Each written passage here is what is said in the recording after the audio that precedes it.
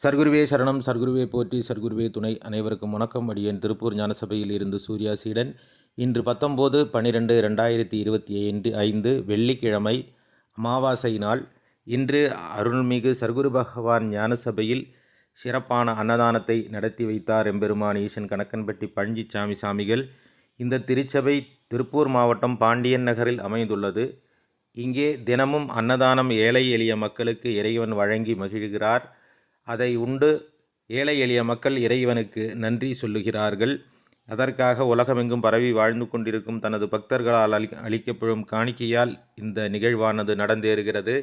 இன்று அன்னதானத்துக்காக வந்து சேர்ந்த காணிக்கையானது 2604 ரூபாய். அனுப்பி வைத்த அனைவர்களுக்கும் நன்றிகளை தெரிவித்துக் கொள்கிறேன்.